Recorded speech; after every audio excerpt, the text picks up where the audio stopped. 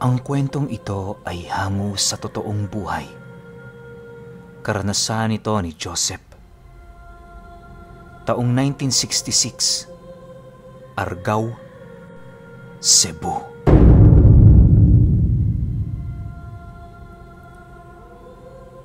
Itong mga panahong ito, kasalukuyang nagbibinata pa lamang itong si Joseph.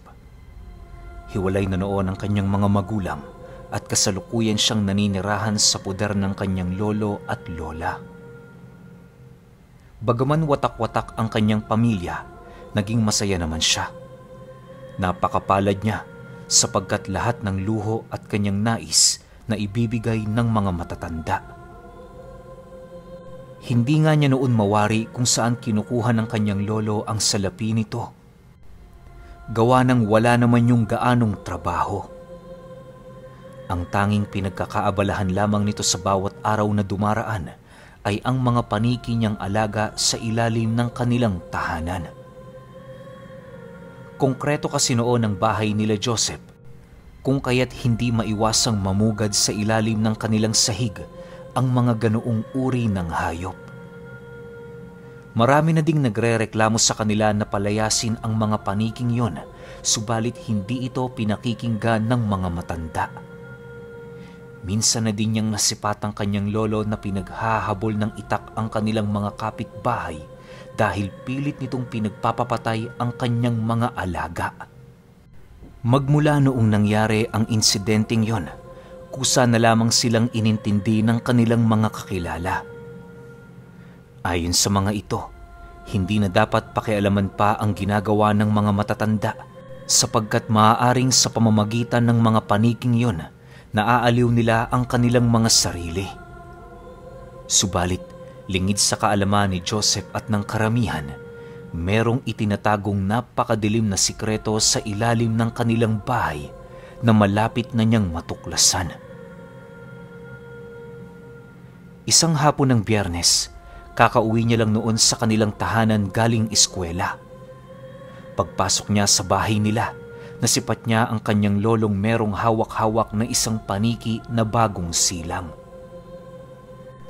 Napansin din niyang may kadiliman na sa loob ng bahay nila sa kabila ng 4:00 pa lamang ng hapon noong mga oras na yon. "Lo, ano hong ginagawa niyo?" Bungad na tanong dito ni Joseph. "Wala naman, may pinagkakaabalahan lang. May lakad ka ba ngayong hapon, Joseph? Kung wala, sumama ka sa akin. Ipapakita ko sa iyo ang 5 buwang pagpapagod ko sa mga paniking ito." Sagot naman ng kanyang lolo. Matapos nitong makapagsalita, dahan-dahan naman itong isinabit sa dingding ang hawak niyang paniki.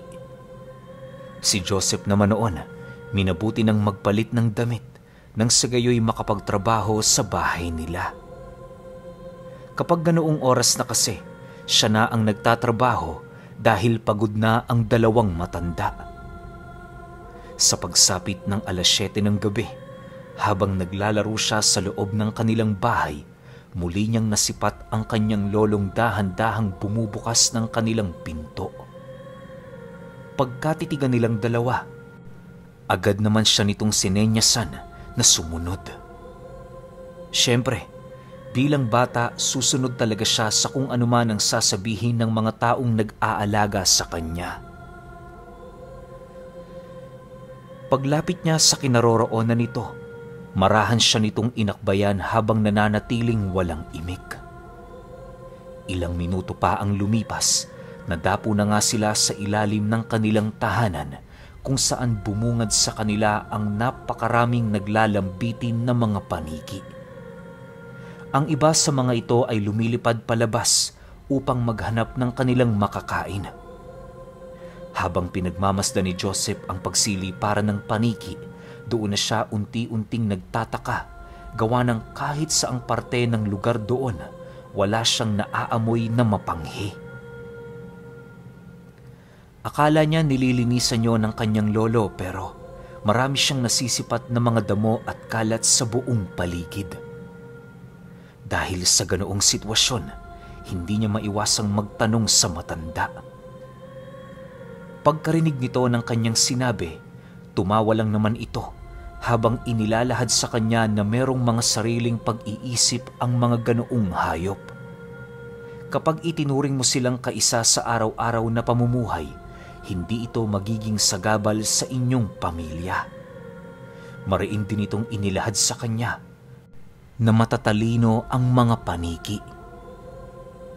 Nagkakalat lamang yon sa mga lugar na hindi nila gustong pamahayan. Sa pagpapatuloy ng kanilang pag-uusap, bigla namang natigilan ng kanyang lolo nang masipat nito ang pagpasok ng paniking merong napakalapad na pakpak.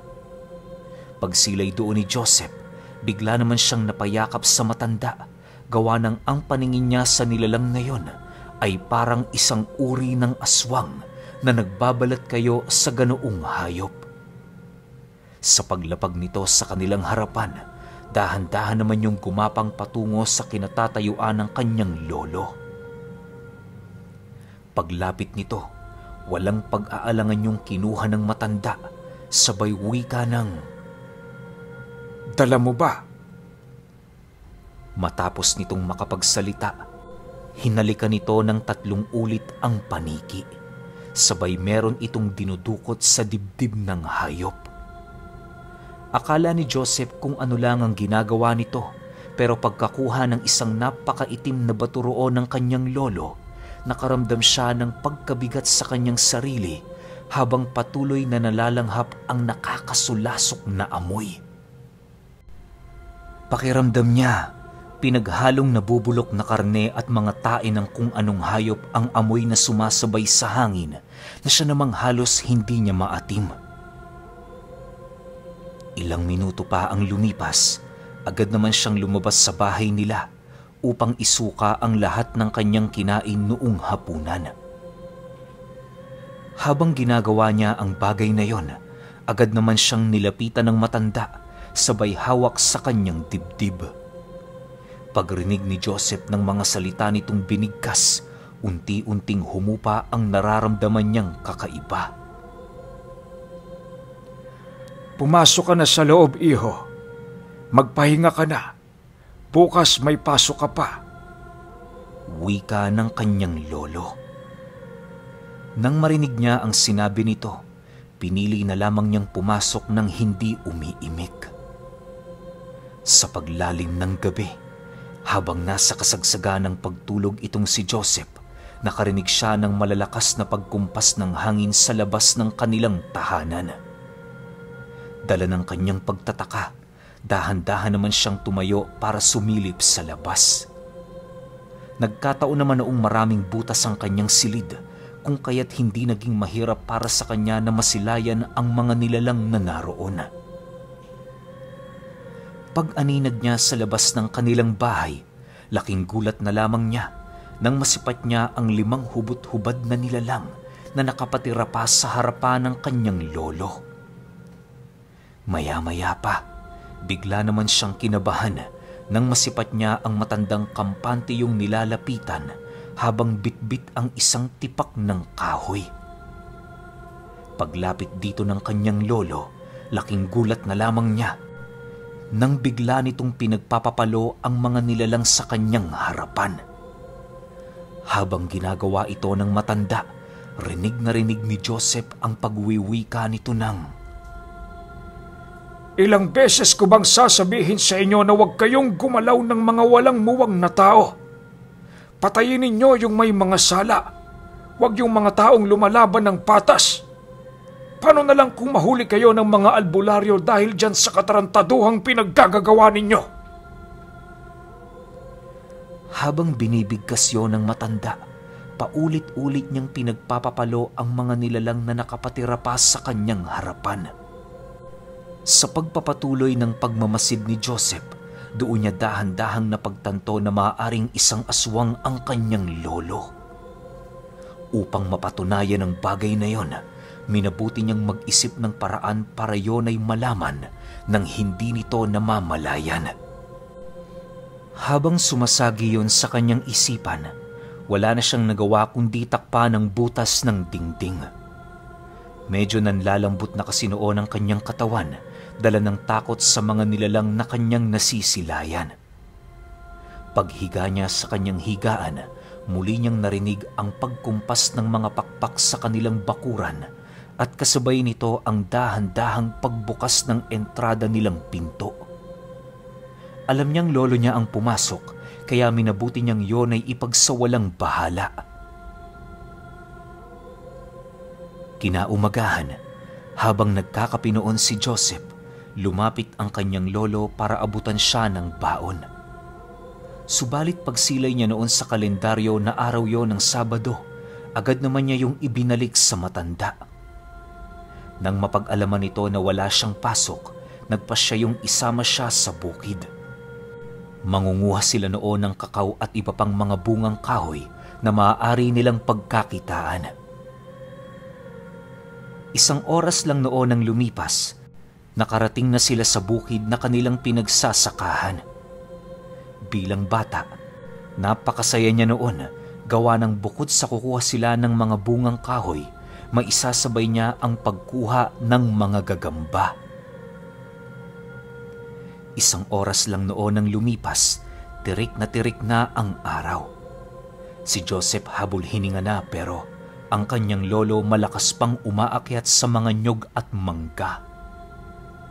Buong buhay nito ayon sa kanya, hindi niya yon nakitaan ng kahit na anong panghihina. Ultimo sa huling hininga ng matandang yon, kitang-kita niya ang kalakasan nito. Sa pagsapit ng hapon, marami na nga silang nakuha. Iba't ibang uri ng mga bunga ang kanilang daladala patungong merkado para ibenta. Habang binabantayan niyo ni Joseph, kinausap niya ang kanyang lolo kung pwede ba silang magsimba sa araw ng pamamahinga. Inaasahan na niyang tatanggi ito, gawa nung kung tunay nga yung aswang, kailan may hindi ito maaaring pumasok sa simbahang may basbas ng Panginoon. Subalit pagsagot nito sa kanyang katanungan, halos hindi siya makapaniwala sa mga bagay na kanyang narinig. Oo naman, bukas ang linggo, hindi ba? Ipaalala mo sa akin at nang makapaghanda tayo ng maaga. Natutuwa din ako sa iyo, iho, dahil kahit papaano'y merong kang tiwala sa Panginoon. Wika ng kanyang lolo. Matapos niyang marinig ang sinabi nito, tila ba naging isa siyang pipe na hindi agad makasagot sa sinabi ng matanda. Halos lumipas pa noon ang ilang minuto bago niya maialis sa kanyang isipan ang labis na pagkagulat. Sa pagsapit ng hapon, minabuti na nilang umuwi. Iisang nyog na lang kasi ang natitira sa kanilang paninda, gawa ng may mangilan-ngilan ng pumakyaw sa mga bungang kahoy na bitbit nila. Hindi niya alam pero kapag palagi silang magkasama ng kanyang lolo, madaling maubos ang lahat ng mga panindang kanilang inilalatag. Napapaisip na lamang siya noon na baka swerte silang dalawa kaya nagkaganon. Kinagabihan, dahil sa mga bagay na naranasan ni Joseph noong nakaraang gabi, kung kaya't hindi niya magawang makatulog kahit anong gawin niya. Sa bawat pagpikit kasi ng kanyang mga mata, nasisipat niya ang mga hubot-hubad na mga nilalang na minsan niyang nakita. Habang lumalalim noon ang gabi, wala siyang ibang naririnig kundi ang pagtunog ng mga insekto sa buong paligid. Maya-maya pa, napabalikwas naman siya sa kanyang pagkakahiga nang muli niyang marinig ang pagkumpas ng mga malalapad na pakpak sa paligid. Sinasabayan din yon ng mga paghuni ng paniki na para bang merong isang kakaibang nilalang ang dahan-dahang lumalapag sa kanilang bakuran. Dala ng kanyang kuryosidad, minabuti niyang sumilip sa siwang. Pagsilay niya sa napakadilim nilang bakuran, bumungad sa kanya ang kanyang lolo na pinaliligiran ng napakaraming mga paniking namumula ang mga mata. Sa harapan nito, naroon ang 5 hubot-hubad na nilalang na nakatayo. Hindi yun gumagalaw, na para bang meron itong hinihintay. Paglapit ng kanyang lolo sa harapan ng 5, bigla naman itong inutusang lumuhod ang nilalang na naroon sa pinakagilid. Hindi ito sinakta ng matanda, bagkus ay inutusan niya yung sumilong sa ilalim ng kanilang tahanan. Kahit anong layo noon ni Joseph sa matanda, hindi siya nagkakamali sa mga bagay na kanyang naririnig. Ilang minuto pa ang lumipas, nasipat niya ang nilalang na nakatuwad na dahan-dahang naglalakad patungo sa ilalim ng kanilang bahay habang umiiyak. Kahit marami yung pagkakataong tumakas sa kanilang tahanan, hindi yun ginagawa ng nilalang na para bang labis itong nasisindak sa kakayahan ng kanyang lolo. Nang makapasok na ito, dali-dali namang inutusan ng matanda ang iba pa nitong mga kasamang nananatiling naroon sa harapan niya. Sa pagbalik ng katahimikan sa paligid, kagaya ng inaasahan, muli niyang naramdaman ang pagpasok ng kanyang lolo sa kanilang tahanan na para bang walang nangyari. Ang labis lang niya noong ipinagtaka ay kung bakit mas madali yung nakapasok kesa makabalik siya sa hinihigaan niya. Maya-maya pa, unti-unti nang ipinikit ni Joseph ang kanyang mga mata sa kabila ng kawalan niya ng antok. Ang iniiwasan niya kasi noong mga oras na yon, malaman ng kanyang lolo na nagawa na niyang malaman ang totoo nitong sikreto. Sa pagputok ng bukang liwayway, maaga pa silang naghanda para magsimba. Hindi pa man sumasapit ang 6:00 ng umaga, naroon na sila sa simbahan naghihintay ng umpisa ng misa. Kasama nilang maglolo ang kanyang lola para naman kahit papaano hindi ito maburyong sa kanilang tahanan. Makalipas lamang ang ilang minuto, nag-umpisa na nga ang misa. Lahat ng pagkabahala at takot ni Joseph ay bigla na lang nawala, gawa ng doon na niya tuluyang napagtanto na hindi isang demonyo ang kanyang lolo na siyang itinuturing niyang ama magmula noong siya ay bata pa.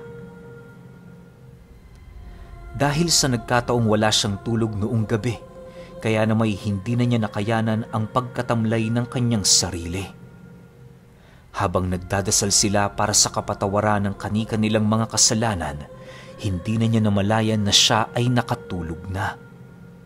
Paggising niya noon, laking gulat na lamang niya nang masipat niyang naroon na pala siya sa kanilang tahanan.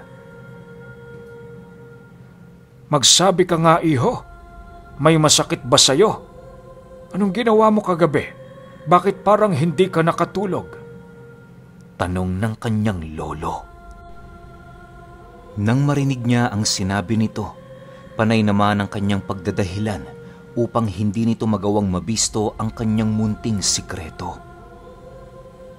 Sa pagpapatuloy ng kanilang pag-uusap, nagpasya ang matanda na patingnan siya sa albularyo, gawa ng hindi na normal ang pamumutla ng kanyang muka. Dahil sa sinabi ng matanda, napilitan naman siyang sumunod kahit yon ay labag sa kanyang kalooban. Inaasahan niyang merong mangyayaring hindi kaaya-aya, gawa ng nasisiguro niya na ang kanyang lolo at ang albularyo sa kanilang lugar ay magkaiba ng paniniwala. Sa pagdating nila sa tahanan ng albularyo, laking gulat na lamang ni Joseph nang masipat niyang masaya sila nitong tinanggap. Sa katunayan, nagbisa pa yon sa kanyang lolo bilang pagpapakita ng paggalang nito. Dahil sa ganoong aksyon, kung kaya't hindi niya mawari kung bakit ganon ang mga nangyayari. Nang hindi na niya maatimang palaisipan sa kanyang utak, doon na siya nagpasyang ipagtapat sa manggagamot ang mga bagay na bumabagabag sa kanyang sarili. Hindi na siya nag-alangan pang isumbong ang kanyang lolo, gawa ng para sa kanya mali ang ginagawa nito. Matapos yung marinig ng albularyo, tahimik naman yung tumitig sa matanda na para bang naghihintay ng kasagutan. Maya-maya pa, doon na nag-umpisang magsalita ang kanyang lolo ukol sa mga bagay na kanyang nasilayan sa loob ng 2 gabi.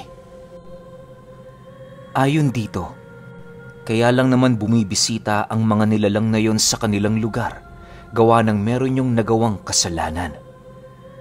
Bilang siya ang namumuno sa lahat ng aswang sa kabuuan ng Argao, karapatan niyang tawagin ang mga ito para magpataw ng parusa sa mga nagkasala. Buong tapang yung inilahad ng kanyang lolo sa harapan ng albularyo na para bang wala itong pakialam kung marinig man ito ang mga bagay na nais niyang sabihin sa kanyang apo. Dagdag pa nito na wala siyang dapat ikabahala, gawa ng ang kanyang kakayahan matagal na niyang hindi ginagamit. Matapos nilang marinig ang bagay na yon, mariinding inilahad ng manggagamot na kilala nila kung ano ang pagkatao ng matandang kinikilala niyang ama. Kaya lang naman ito naging malaya sa kanilang lugar, sa kadahilan ng alam nila na halos 4 na dekada na yung hindi nakakatikim ng karne ng tao. Yon ang naging paraan ng kanyang lolo upang mapangibabawan ang anumang panlilinlang at paglalaro ng mga dyablo. Bagaman wala na siyang hilig sa pagkain ng laman, nananatili pa rin ang kanyang kapangyarihan sa lahat ng angka ng mga aswang sa kabuuan ng Argao. Alam mo, Jose, yang lolo mo mapalad kaming dito yan naninirahan. Kita mo naman, matagal na kayo rito pero ni minsan wala kayong nakitang albularyong dumayo sa bahay ninyo. May mga konting pagtatalo mang kinakasangkutan nito, pero lahat yon dahil lamang sa kanyang mga alagang paniki. Mabuti ang lolo mo, kaya naman huwag mo siyang pag-iisipan ng kung ano-ano. Wika ng albularyo. Dagdag pa nito, marami sa kanilang hanay ang gumagalang sa lolo niyang yon dahil na rin sa kabutihan nitong loob. Lahat ng kanilang hingin dito ay taus-puso nitong ibinibigay basta wala silang masasagasaan. Sa pagpapatuloy ng kanilang pag-uusap, doon din niya napag-alaman ang mga dahilan kung bakit madalang ang pag-atake ng mga aswang sa kanilang lugar sa kabila ng halos hindi mabilang nitong dami. Napagtanto niya rin noong mga oras na yon na kadalasang pinapatay ng mga aswang sa kanilang lugar ay ang mga taong alam nitong nagkasala o hindi naman kaya'y ang mga taong pinagsisisihan na ang kanilang mga kasalanan sa bilangguan. Yon ang naging kanilang pangunahing pinagkukuhanan ng laman nang sa gayoy hindi sila manghina at mamatay. Ilang oras pa ang lumipas, nagpasya ang kanyang lolo na isama ang albularyo sa kanilang tahanan para manood ng kanyang gagawing parusa sa isa na namang suwail na aswang. Pagkarinig ng albularyo sa kanyang sinabi, walang pagdadalawang isip yung sumang-ayon sa kanyang nais. Sa pagsapit ng 5:00 ng hapon, pumunta na nga sila sa bahay nila Joseph. Una nilang ginawa, isarado ang lahat ng mga bintana bago tuluyang tumungo sa ilalim ng kanilang bahay. Ang tanging naging trabaho noon ng albularyo, kumbinsihin ang kanilang mga kapitbahay na wala silang ginagawang kakaiba sa lugar. Hindi pa man sila nakakapasok sa pinagpupugaran ng mga paniki, bumungad na sa kanila ang mga nakakalat na dumi sa paligid. Bagaman maraming tae ng panigi sa lugar, nakapagtatakang wala sila doong naaamoy. Sa pagdating nila sa pinakasulok na bahagi ng bahay, sumambulat sa kanila ang isang lalaking nakadikit sa pader habang nakatingin sa kanila. Nanginginig ang buong katawan nito at wala pa yung kain magmula noong gabi. Sa pagsilay ng lalaking yon sa kanyang lolo, dali-dali naman yung gumapang papalapit dito. Nag-umpisa na din yung umiyak na para bang matinding pagsisisi na ang kanyang ginawa sa kanyang kasalanan. Subalit kahit anong gawin itong pagmamakaawa sa kanila, wala na sa isipan ng kanyang lolo na buhayin pa ang nilalang na yon. Walang magagawa yung pagmamakaawa mo. Dapat noong una pa lang pinag-isipan mo na ang ginawa mo. Hindi ka nga nag-alangang pumatay ng sanggol. Tapos ngayon ang gusto mo mag-alangan din ako sa'yo. Pasensyahan na lang tayo. Kailangan kong gawin ang bagay na ito alang-alang sa mga kasama mong hinatulang ko din ng kamatayan. Wika ng kanyang lolo.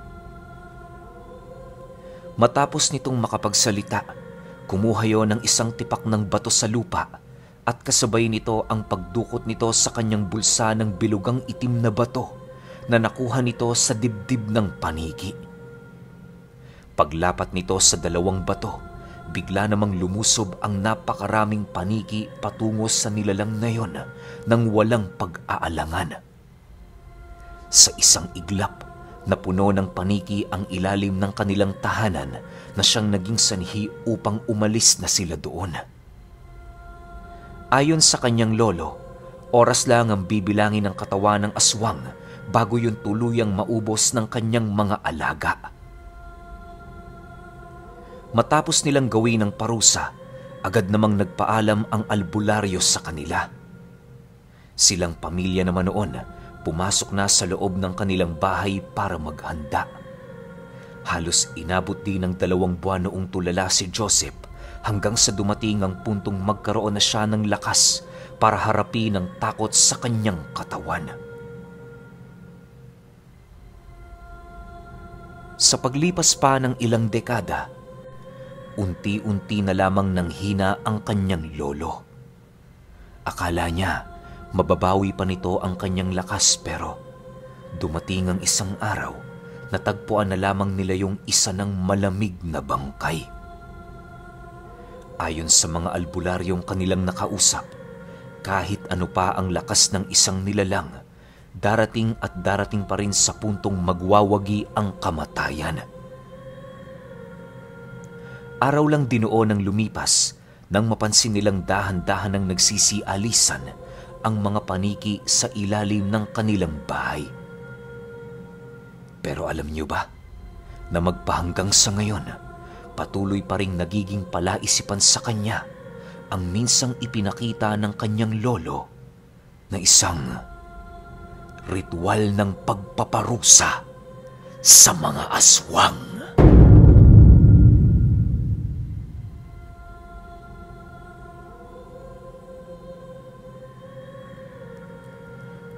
Okay, opinyon ko sa kwento.